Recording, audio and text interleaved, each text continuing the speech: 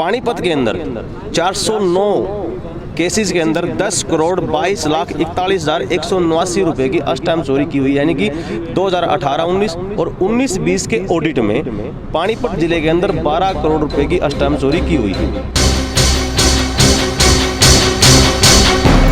12 करोड़ की stamp duty चोरी का मामला आया सामने। आपको बता दें कि पानीपत जिले की तहसीलों में वर्ष 2018-19 व 19-20 में सभी तहसीलों में हुई रजिस्ट्रियों में ऑडिट के दौरान तकरीबन 12 करोड़ की स्टाम्प ड्यूटी कम पाई गई है, जिसका पर्दाफाश आज आरटीआई एक्टिविस्ट संदीप राठी ने मिनी सचिवालय में प्रेस वार्ता के माध्यम से किया।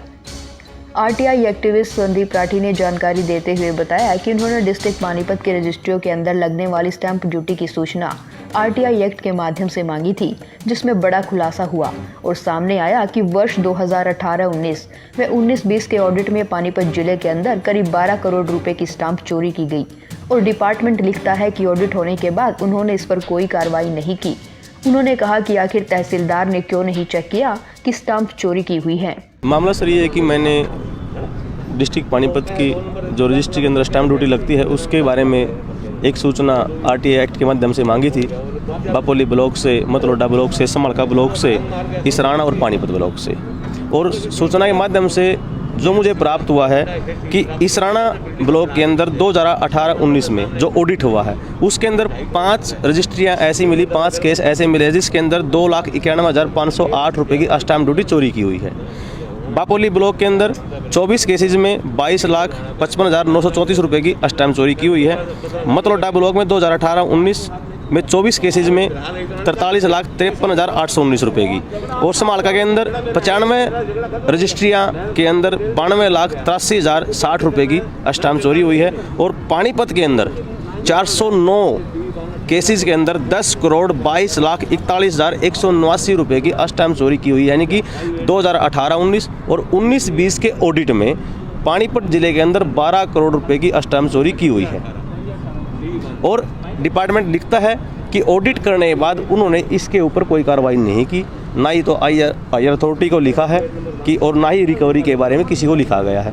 मेरी शिकायत माननीय मुख्यमंत्री महोदय से यही है कि जो इसमें दोषीगण है, मेरी नज़रों में दोषीगण क्या है कि जो जिसकी लाइबिलिटी बनती है तहसीलदार की। तहसीलदार ने क्यों नहीं देखा कि स्टाम्प चोरी की हुई है। दूसरा ये है कि जब सिस्टम आपका ऑनलाइन है। उन्होंने कहा कि उपरोक्त आंकड़ों से स्पष्ट होता है कि पिछले 2 वर्षों से पानीपत जिले की सभी तहसीलों में भ्रष्टाचार का बड़ा खेल हुआ है।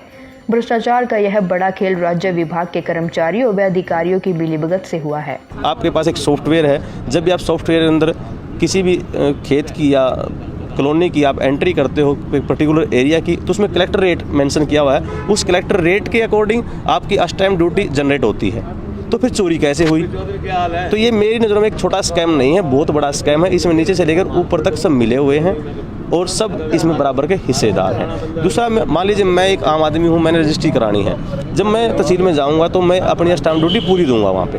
ये तो है नहीं कि मैं तहसीलदार से ज़्यादा मिलूँगा कि सर मेरी स्टैम्प ड्यूटी जो है वो कम कर दीजिए। तो वहाँ कहीं ना कहीं एक दलाल बैठे हुए हैं, उनके एजेंट बैठे हुए हैं जो इस काम को पूरे को अंजाम देते हैं, और जो एक राशि है वो सब में बराबर बढ़ती है। स्टेप ये है कि अभी तो वेट करना पड़ेगा। माननीय मुख्यमंत्री से शिकायत की है, डीसी पानीपत से शिकायत की है कि वेट एंड वॉच करते हैं कि क्या ये लोग एक्शन लेते हैं, क्या ये नहीं करते हैं। यदि ये नहीं करते हैं तो माननीय उच्च न्यायालय में एक रिट फाइल करेंगे और वहाँ से एक डायरेक्शन कराई जाएगी कि रिक्वेस्ट करके कि आप डायरेक्शन दीजिए अधिकारियों को कि इसके खिलाफ एक्शन लें।